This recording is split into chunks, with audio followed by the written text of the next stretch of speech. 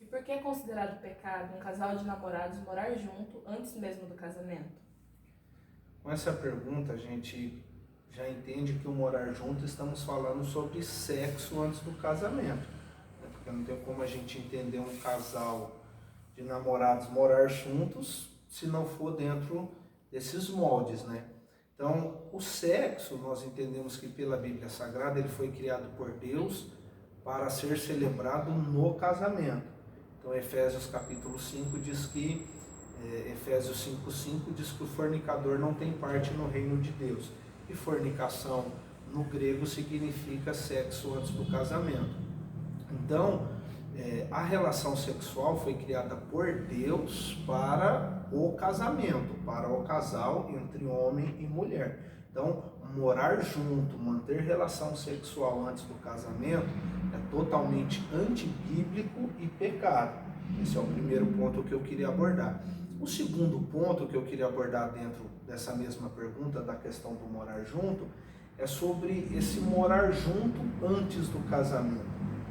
Por que não se casar, cumprir todos os rituais, os padrões, né, da sociedade bíblica, para depois se casar, morar junto e assim por diante? Na maioria das vezes, esse morar junto significa apenas uma aventura, né? Porque se o namorado e a namorada, ele realmente se amam, se gostam, né? Por que não optar pelo caminho realmente certo, né? Que seria, no caso do namorado, ir lá, pedir a mão da namorada para os seus pais, né? Chamar as testemunhas, ir no cartório, marcar o casamento, perante um juiz, né? Ir lá, assinar os papéis, receber a certidão de casamento. Então, quer dizer, você vê que envolve todo um compromisso de um para com o outro.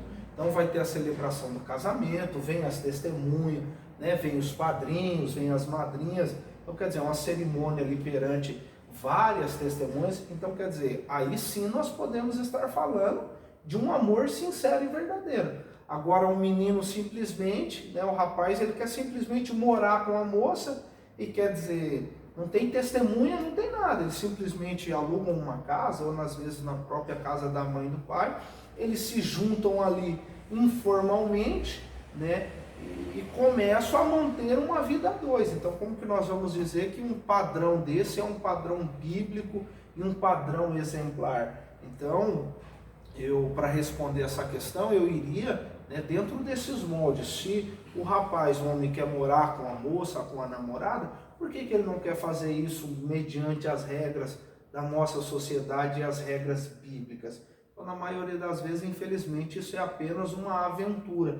Ele não quer ter um compromisso sincero, né, um compromisso verdadeiro ali, firmado com a celebração do casamento, com a certidão de casamento, porque quem mora junto, como que faz para dissolver, né, uma união dessa? Cada um vai para o seu canto, né? Estão morando junto, não tem nenhum papel ali que comprove que eles são marido e mulher. Então, é um casamento, uma relação muito fácil de ser dissolvida, né? Cada um vai para sua casa, como também na união. Você pega algumas coisas da sua casa, eu pego, a gente, né, se une ali. Então, quer dizer, quem que chama os amigos para poder comemorar, por exemplo, né, um relacionamento desse, né? Ah, nós não vamos se casar, a gente só vai se juntar, né? Hoje falam sobre amigar, juntar os panos, enfim, tem vários termos que eles usam, né? Quem que faz uma festa para comemorar, né, um relacionamento desse? Quem que chama os amigos? Não,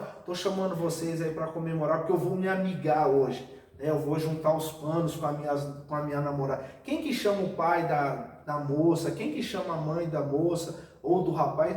Ninguém chama para comemorar. Por quê? Porque já é algo informal e você vê que, tipo assim, não envolve um relacionamento sério e verdadeiro. Então, todo namorado, todo jovem, né, tanto o jovem masculino quanto a jovem feminina, ela precisa se, né, privar disso. Tem que ser algo realmente sério e algo verdadeiro. Então, infelizmente, por esses moldes, a gente vê que nem é padrão para a nossa sociedade, nem bíblico, esse morar junto antes do casamento. No mundo secular é usado muito isso como uma desculpinha para conhecer, fazer um test drive, ver se vai daria certo ou não, até por conta desse compromisso que é o casamento, Antes da gente né? se casar, vamos ver se dá certo. Porque se não der certo, a gente nem casou, né? Mas a gente não serve esse padrão, né? Nosso padrão é a Bíblia. Nesse caso, os jovens que fazem esse, né, esse estilo, né? Vamos orar junto para a gente fazer um teste, ver como que vai ser a vida de casado e assim por diante. Na realidade, eles estão querendo os benefícios do casamento, mas não querem seguir o ritual do casamento. Então, relação sexual é para depois do casamento. Então, eles não querem passar pelo processo do casamento. Eles já querem usufruir a relação sexual que é permitida somente no casamento. Então, você vê que mesmo esse teste é um teste furado, porque se você entra num relacionamento desse, né? Vamos fazer um teste, por exemplo. Então, eles já estão demonstrando que o negócio não é sério, é apenas um teste. Se der certo, deu. Se não der, cada um vai para sua casa. Então, eles já entraram num relacionamento sem nenhum tipo de convicção, né? E o casamento não. O casamento é a união de duas pessoas convictas, que sabe que vai encontrar dificuldades no casamento, sabe que vai enfrentar problemas, mas assim, eu estou assumindo perante todas essas testemunhas, eu vou estar contigo na alegria, na tristeza, né, na saúde, na doença, enfim, até que a morte nos separe e nós estamos juntos. Então eles estão entrando convicto, prometendo ali para o juiz de paz, enfim, quem está celebrando, né, o líder religioso que está celebrando aquele casamento, está prometendo que vai fazer todo o possível e impossível para manter essa união, né? E nesse caso é simplesmente um teste. Então, assim, é simplesmente um prazer aventureiro. Então, não teve na sua essência realmente um amor verdadeiro, é um casamento verdadeiro. Infelizmente, isso fatalmente não vai dar certo. E no caso de casais que já se encontram nessa estrutura, que vêm para a igreja e já estão amigados, amaziados, como eles devem agir? A primeira coisa que esse casal deve priorizar é sair dessa situação de fornicação, porque como nós falamos, a fornicação, sexo antes do casamento, na Bíblia Sagrada é muito complicada essa situação. A Bíblia diz que estão debaixo da ira de Deus quem é fornicador. Então esse casal precisa entender que agora está na igreja, agora as coisas têm de ser diferentes. Então eles precisam tomar uma decisão, ou de realmente assumir esse relacionamento e casar, né, isso perante as testemunhas, mostrar para a família que agora é um relacionamento sério, né, e enfim, pelos meios legais de se casar, ou se esse casal entende que devido ao período que eles já passaram, tiveram uma experiência, de repente foi apenas uma aventura, eles se amigaram porque talvez queriam infelizmente só sair do abrasamento e manter relação sexual ou conhecer como que era alguma coisa desse tipo. Então eles não estão estruturados para assumir um casamento, um relacionamento sério, né? Então não é porque esse casal veio para a igreja amigada, obrigatoriamente a igreja tem que casar eles, né, à força ou à pressa para simplesmente regularizar a situação deles diante de Deus. Não. Tem que ser feito um trabalho, eles precisam pensar realmente se é isso que eles querem. Então são duas opções. Ou casa realmente, não, é isso que nós queremos, né? Tivemos esse período aí, se entendemos, né? A gente fez, infelizmente, impensadamente, agora vamos assumir esse casamento. Então sem nenhum problema.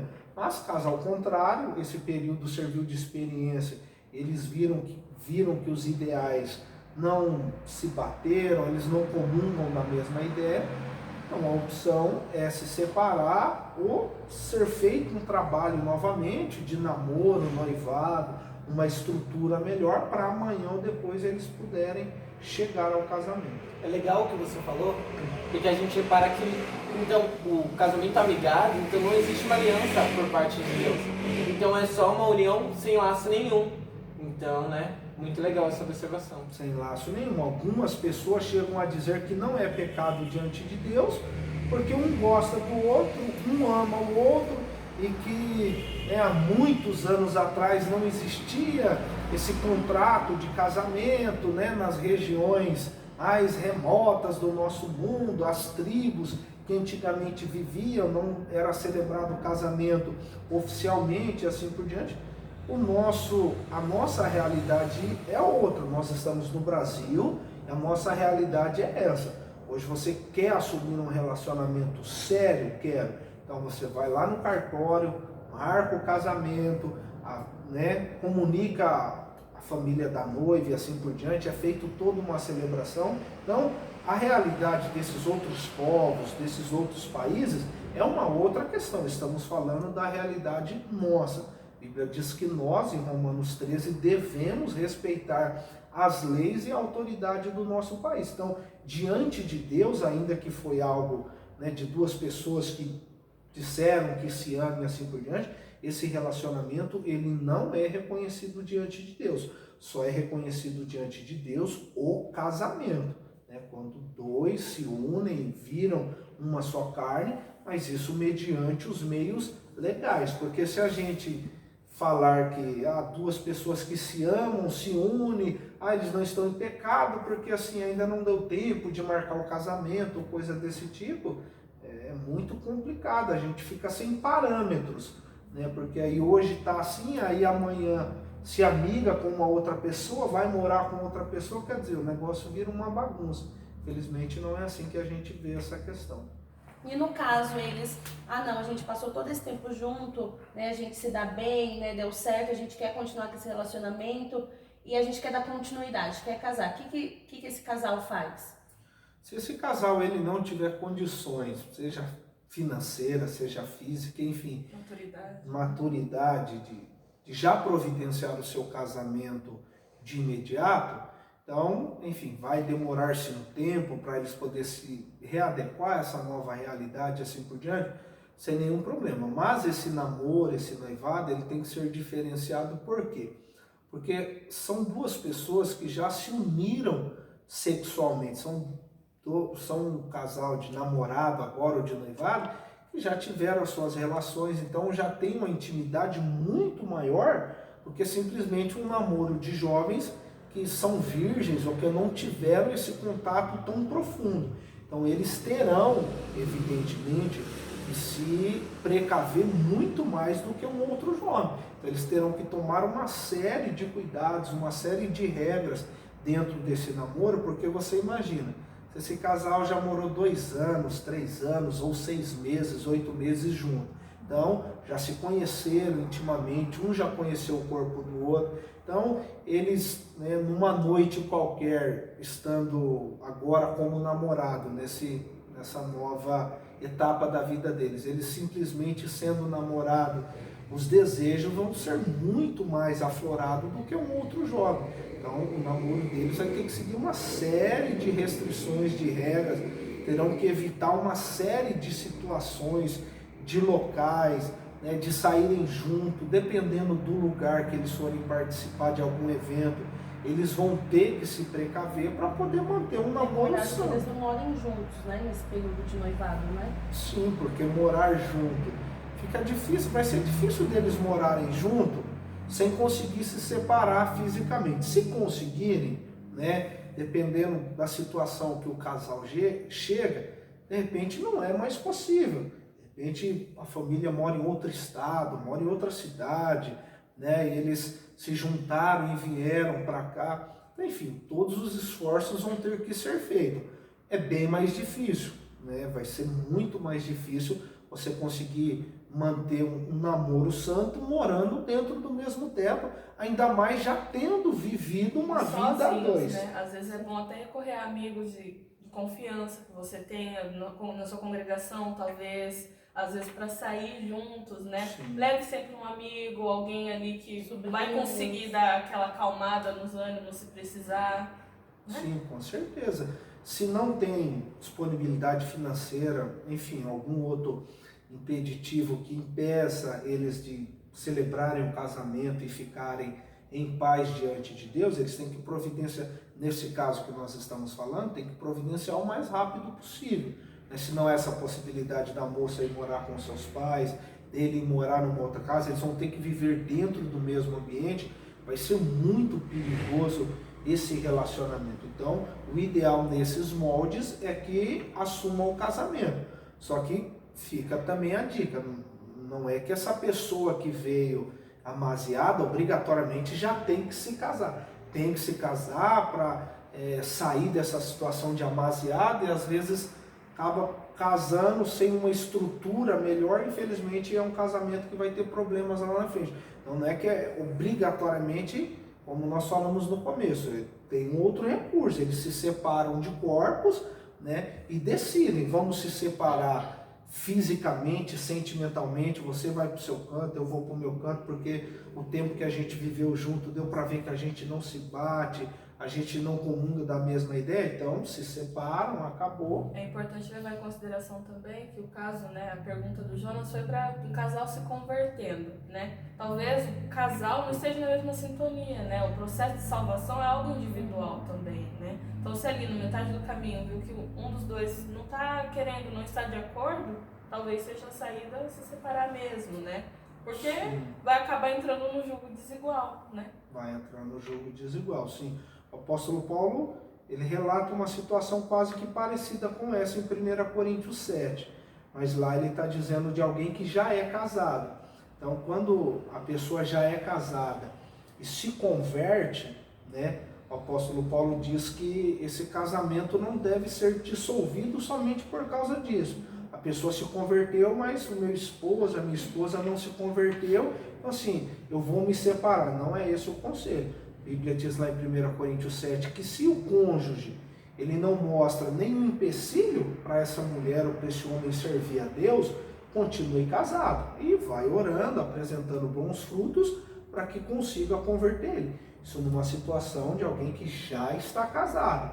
Nós estamos pegando a ideia de alguém que vem sem estar casado. Então, para eles assumirem esse novo relacionamento, eles precisam ter em mente isso. O casamento é uma só vez. Não é com essa pessoa que realmente você quer casar, depois você não vai poder se separar. Não, é com essa pessoa realmente, eu acredito nisso. Agora, se já vem de um relacionamento conturbado, amaziado e já tiveram uma série de problemas, uma série de dificuldades, já deu para ver nesse período que eles não comungam na mesma ideia, dos mesmos ideais, os sonhos, os projetos são totalmente opostos. É loucura a pessoa querer levar um relacionamento desse que já se mostrou que não vai ser eficaz e só porque veio para a igreja, mas assim, eu preciso me regularizar, então vamos casar independente de tudo isso. Então não se conserta um erro com outro erro, né? Um erro se conserta com acertos. E quais as dicas que você daria para os casais amaziados que estão nos ouvindo, novos convertidos? A dica que a gente poderia dar para eles é que assim, a vida é feita de escolhas, né? Infelizmente, eles começaram de uma maneira errada, mas não termina aí. A possibilidade desse novo relacionamento, infelizmente errado, mas tem como se consertar, né? Dá para a gente tentar trabalhar em cima e chegar realmente ao casamento, ou se não é o caminho que Deus quer para a vida de vocês, que vocês se separem e consigam realmente se aproximar de Deus. Porque um casal que vive amaziado, ele não vai conseguir as bênçãos de Deus, não vai conseguir a graça de Deus, não vai conseguir o auxílio de Deus. Por quê? Porque infelizmente está um caminho contrário à palavra de Deus e à vontade de Deus. E todas as pessoas que andam em contrário à palavra de Deus e aos mandamentos do Senhor, é evidente que essa pessoa ela não vai conseguir ser feliz, ela não vai conseguir bons resultados. Mas enfim, nem tudo está perdido. O casal que está amaziado tem a opção de decidir da sua vida o que fazer. Se leva esse relacionamento, né, a sério e chega ao casamento, ou dissolve esse relacionamento por causa da questão do pecado e por causa da questão da escolha.